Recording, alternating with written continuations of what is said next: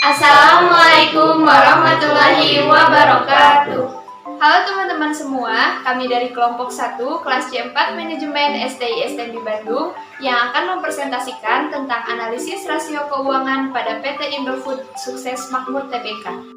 Di sini saya Farida Amali dengan NPM 10 120071 yang akan berperan sebagai moderator, ditemani dengan 3 anggota kelompok lainnya, yaitu saya Muhammad Ramdali dengan NPM 10 120060 sebagai pemateri 1.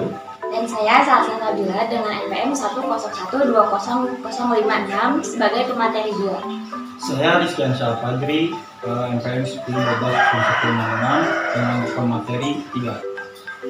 Nah, sebelum membahas ke analisis rasio keuangan pada PT Indofood Sukses Makmur Tbk, mari mengenal lebih jelas tentang profil perusahaannya.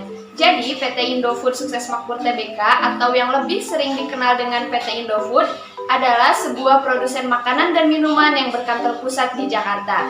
Nah, sekarang mari kita analisis rasio keuangannya. Rasio keuangan adalah salah satu metode analisa keuangan yang digunakan sebagai indikator penilaian perkembangan perusahaan dengan mengambil data dari laporan keuangan selama periode akuntansi, sehingga dapat diketahui kinerja maksimum keuangan perusahaan. Rasio keuangan yang akan dibahas di sini terdiri dari yang pertama rasio likuiditas, yang kedua rasio profitabilitas, yang ketiga rasio solvabilitas, dan yang terakhir adalah rasio aktivitas. Ini saya akan menjelaskan tentang rasio likuiditas. Rasio likuiditas adalah rasio yang menggambarkan kemampuan perusahaan dalam memenuhi kewajiban jangka pendek. Di sini akan dijelaskan yang paling populer tentang rasio lancar. Apa sih rasio lancar? Rasio lancar adalah kemampuan perusahaan dalam membayar hutang jangka pendeknya menggunakan aktiva lancar, yang mana didapat dari laporan keuangan PT Indofood Sukses Makmur Tbk pada Desember tahun 2018, yaitu aktiva lancar dibagi hutang lancar adalah 33.272.618 dibagi 31.204.102 yang hasilnya 106,63%. Rasio lancar pada akhir tahun 2018 hanya sebesar 106,63%, yang artinya setiap hutang lancar Rp1 dijamin atau dibayar dengan rasio lancar Rp1,6 dan itu dinilai cukup baik atau dapat diartikan bahwa perusahaan aman. Karena rasio likuiditas menilai bagus atau tidaknya itu minimal 1.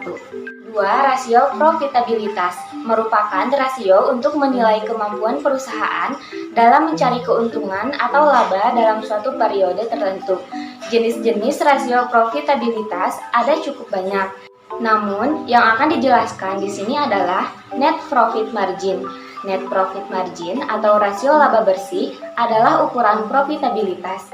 Ini dihitung dengan menemukan laba bersih sebagai persentase dari pendapatan yang mana rumusnya yaitu laba setelah pajak dibagi penjualan. Diketahui data yang didapat pada akhir tahun 2018 di PT Indofood adalah laba setelah pajak dibagi penjualan, yaitu 4.961.851 dibagi 73.394.728 yang hasilnya 6,76%. Perusahaan dikatakan memiliki net profit margin yang baik apabila hasil perhitungan adalah lebih dari 5%. Maka berdasarkan hasil perhitungannya, PT Indofood ini dinilai aman. Semakin tinggi nilai net ini, maka perusahaan dinilai efisien untuk menentukan harga penjualan produknya. 3. Rasio solvabilitas merupakan rasio yang digunakan untuk mengukur sejauh mana aktiva perusahaan dibiayai dengan utang. Yang akan dibahas yaitu debt equity ratio, atau kita bisa mengingatnya dengan istilah DER, yang artinya rasio hutang terhadap modal. Rumusnya yaitu total hutang dibagi modal sama dengan 46.620.996 dibagi 49.916.800 sama dengan 93,40%. Besarnya modal yang dapat dijadikan sebagai jaminan utang pada akhir tahun 2018 sebesar 93,40% dan DER yang ideal yaitu di bawah angka 1 atau di bawah angka 100%. Itu berarti debt to equity rasio pada PT Indofood dapat dikatakan ideal. Yang keempat adalah rasio aktivitas, merupakan rasio yang digunakan untuk mengukur tingkat efisiensi pemanfaatan sumber daya perusahaan. Rasio aktivitas yang akan dibahas adalah perputaran persediaan. Yang pertama, inventory turnover atau perputaran persediaan. Inventory turnover sama dengan sales dibagi inventory. Desember 2018 sama dengan 73.394.728 dibagi 11.644.156 sama dengan 6,30 kali. Tingkat kenaikan penjualan lebih kecil dari tingkat kenaikan pada persediaan, yaitu sebanyak 6,30 kali atau 6 kali. Yang kedua adalah days of inventory. Desember 2018 sama dengan 360 hari dibagi 6,30 kali sama dengan 57,91 hari. Jumlah hari untuk rata-rata persediaan tersimpan dalam gudang masing-masing secara berurutan pada akhir tahun adalah 57,91 atau 58 hari. Nah, bagaimana teman-teman penjelasannya? Apakah dapat dipahami?